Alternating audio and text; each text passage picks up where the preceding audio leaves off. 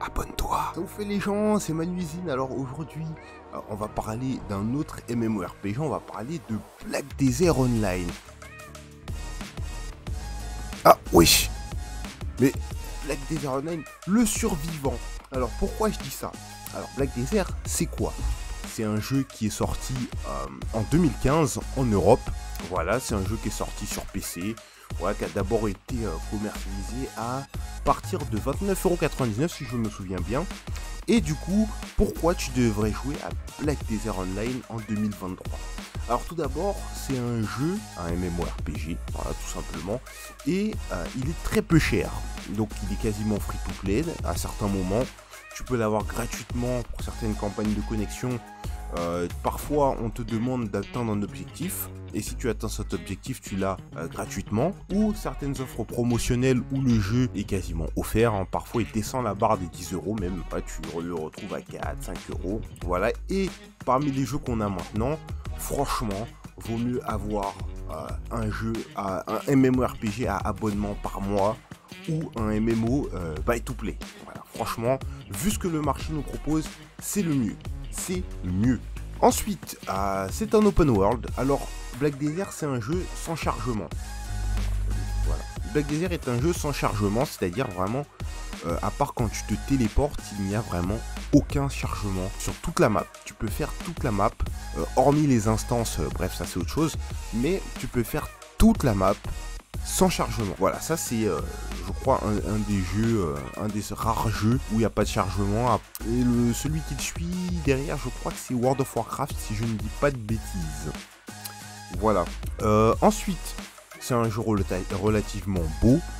Depuis son remastered, déjà qu'il était beau à sa sortie, c'était le plus beau, hein. Maintenant c'est encore un jeu extrêmement beau. Il a vieilli, il a pris un coup de vieux, mais depuis le remastered, ça passe, franchement ça brille, ça vend des étoiles comme on dit, ça brille. C'est un jeu beau par rapport à ce qu'on nous propose maintenant. Bon, il y en a qui vont chipoter, qui vont dire ah mais World of Warcraft, ah mais blablabla. Non, ça reste un jeu beau, graphiquement parlant. Voilà, t'as pas encore de MMORPG qui le dépasse en termes de qualité graphique. Point. Ensuite, il est relativement peu gourmand sur certains aspects. Voilà, t'as pas besoin de... Bon, je sais que les joueurs PVP qui sont un petit peu sur la frame, quand je dis sur la frame, c'est les gens qui en demandent beaucoup au niveau des FPS, vont me dire oui, mais il te faut 100 FPS, donc il faut jouer en mode opti si tu veux. Bon, ça c'est en partant du principe que tu es un acharné du PVP, moi j'appelle ça comme ça, les acharnés du PVP, qui font les animations cancel et tout, bon bref, tout le tralala, c'est des gens qui, bon, s'ils prennent leur plaisir, tant mieux, hein. Moi je prends pas mon plaisir dans ce genre de choses, donc j'estime que c'est un jeu peu gourmand, parce que tu peux le tourner, je le tourne avec une GT 740, et je l'ai tourné avec un Athlon 864, je vous mettrai toutes les specs, voilà, sur l'écran, et ça tourne très bien, voilà, sans chargement, très beau, ça demande peu de ressources. Voilà, les jeux maintenant, t'en as pas mal de MMO, les MMO next gen on va dire qui demandent pas mal de ressources et qui vont en demander encore plus. Donc c'est intéressant d'avoir un jeu beau, pas très cher et qui consomme assez peu, hein, évidemment. Tu as pas mal d'options pour régler ça, ta consommation d'énergie, etc. Et aussi, c'est un jeu avec une multitude de classes. Tu as 23 classes jouables. Est-ce que je peux toutes les citer de tête? Allez, de tête, on essaye. Alors, tu as sorcière, valkyrie, j'ai dit 23, hein. Guerrier, nova, archer, archère, dompteuse, sage, assassin, corsaire, quoi d'autre? Berserker, Miwa, Megu, Musa, Wusa. Attendez, j'y suis presque. Je suis à 15. Qu'est-ce que tu as d'autre? Guardiana. Je suis à 16, bordel. Il m'en manque pas beaucoup. Qu'est-ce qu'il y a d'autre aussi? Shai, LAN. J'oubliais la LAN, effectivement. Oh purée, il m'en manque 3. Non, ça me pose une colle, hein, c'est trop. Il m'en manquait 3. Et la réponse était évidemment juste sous mes yeux, parce qu'on va Google it. Voilà, toutes les classes de Black Desert Online.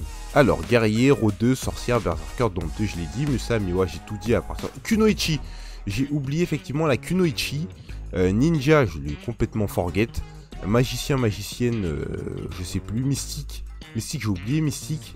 Coin Furieux aussi. J'en oublie 4, ouais. Ah non, j'en ai oublié 5 avec l'âme sombre. Donc j'en ai oublié 6 avec Dracania. Donc ouais, j'ai oublié 6 classes, donc ça veut dire qu'il y en a une que j'ai comptée en trop, bref, on s'en fout. Voilà, tu as une multitude de classes à jouer et de quoi te donner largement envie de faire ton kiff. Ouais, tu peux jouer absolument presque beaucoup de styles de jeu, j'allais dire tout, MDR n'abusons pas, mais tu as vraiment énormément de styles de jeu. En plus, le jeu propose un éveil, un mode éveil, qui fait à ton personnage changer d'arme pour combattre avec un nouveau style, voilà, pour pas t'ennuyer. Et maintenant tu as le mode succession qui te permet de pas changer d'arme mais de performer tes armes basiques. Voilà, tu gardes tes armes basiques et tu les perfectionnes. Tout simplement, tu perfectionnes les techniques, tu auras des techniques plus avancées sur tes attaques, enfin tes techniques de base, voilà. Ensuite, évidemment, Black Desert. Pourquoi on parle de Black Desert? Parce que c'est le jeu avec une création de personnages inédite. T'as jamais vu ça nulle part. Et c'est dommage qu'aucun jeu n'arrive à se rapprocher de cela. Parce que tous les jeux qui sortent n'ont pas compris que la création de personnages, c'est hyper important. Moi aussi, c'est un truc qui me tient sur un jeu, c'est que mon personnage me ressemble. Voilà, il me ressemble pas forcément, mais il ressemble à ce que je veux qu'il ressemble.